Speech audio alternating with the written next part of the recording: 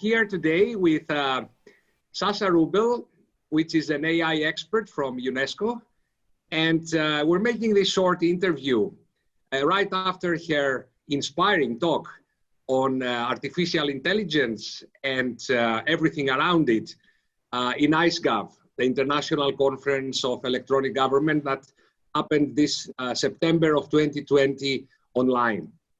Sasha, it was so nice having you online. Thank you for inviting me. Yes, it was a very nice panel that you had with your colleagues. And I thought that we should make this interview in order to get the crux of what you try to convey of your message. So let me ask you first, many people are talking about AI expecting too much, or some others don't even know what is going to bring to societies and actually the world in the coming years. Can you give us a kind of example or a couple of examples of what would we expect from AI? What can it bring to make a big impact to the world?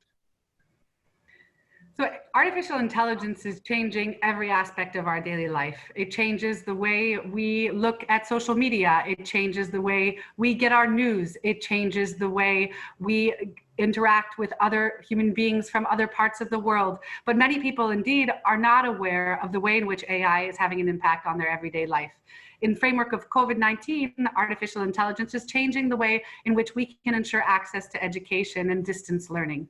For UNESCO, it has an impact on all of our fields of competence. It changes the way in which we think about education, about cultural diversity, about media and access to information. It changes the way we think about climate change. So these are the essential aspects of the way in which AI, from UNESCO's perspective, is changing our everyday life.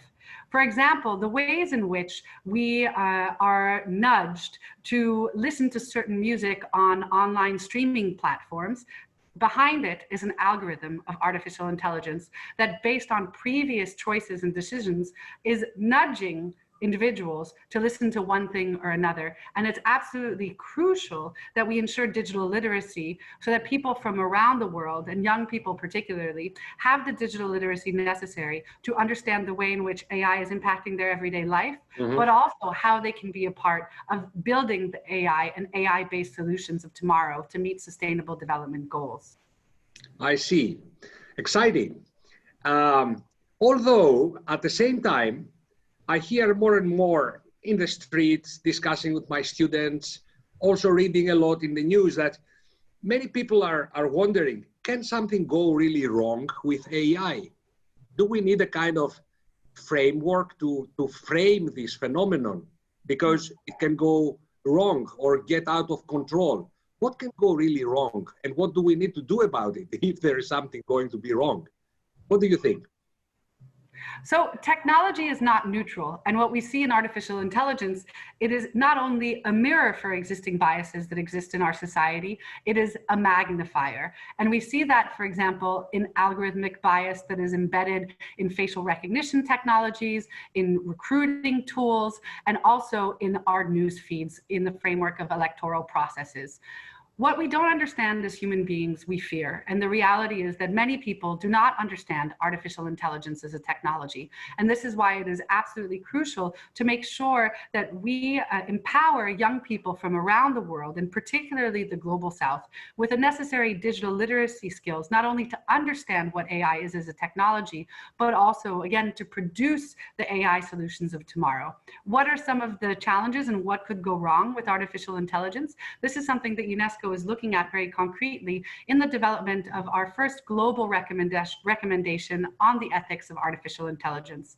And there are several ethical challenges that are posed by artificial intelligence, including, for example, the standardization of cultural production, gender bias and social exclusion, the orientation of media content through automated journalism, and also the change in democratic processes and civic engagement in online spaces. So it's crucial that we develop this global recommendation on the ethics of artificial intelligence through a multi-stakeholder approach so that everybody has a voice at the table in order to co-create and co-design the way in which artificial intelligence is designed, deployed, and governed today and tomorrow.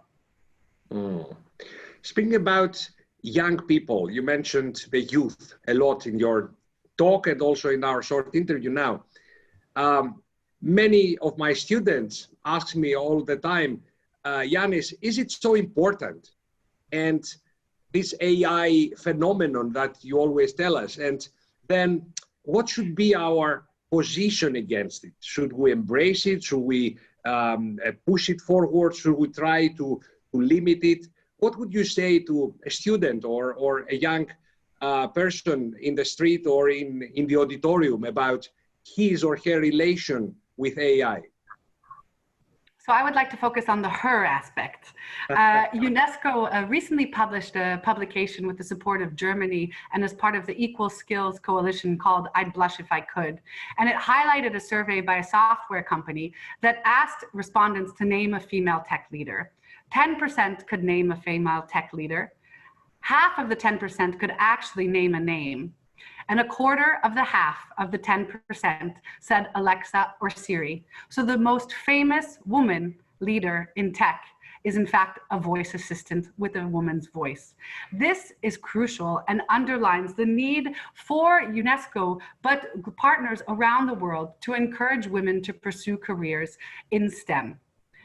We've noticed in our research at UNESCO what we call the ICT gender equality paradox, which finds that countries that have the highest level of gender equality, such as those in Europe, also have the lowest proportions of women pursuing advanced degrees in computer science and related subjects. Conversely, countries with the lower level of gender equality, such as those often in the Arab region, have the highest proportions of women completing advanced degrees in STEM. So what does this mean?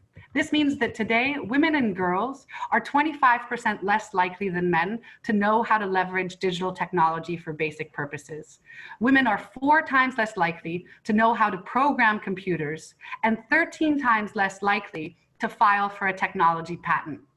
At a moment when every sector is becoming a technology sector, we need women at the heart of AI, not only to address existing gender bias in the tech sector, but to address existing gender bias in the algorithm itself.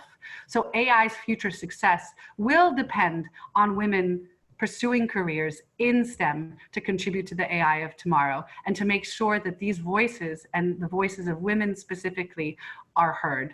AI needs women and women need AI. Okay, I got the point of gender equality here. It could not be much stronger. Let me ask you something about the work you did and you do in UNESCO. I was quite surprised of the breadth and the width of actions you're doing around these issues all over the world.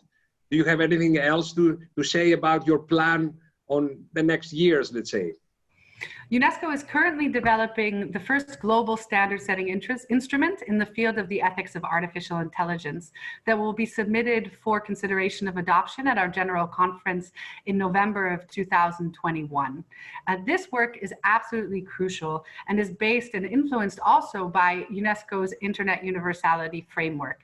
And this framework suggests that digital governance should be based on what we call the Rome approach, which means that it should be based on human rights, it should be open, it should be accessible, and it should be multi-stakeholder shaped. So going forward, following the possible adoption of this recommendation, UNESCO will continue working on building capacity of different stakeholders. So this means the public and private sector, the technical community, academia, civil society, the media, to have the tools necessary to adopt policies and programs that harness artificial intelligence for social good, for sustainable development, and that are based on human rights. Okay, that's quite an agenda. Last question to end this very short interview of ours. Should we feel optimistic about AI? What do you think? No technology is neutral.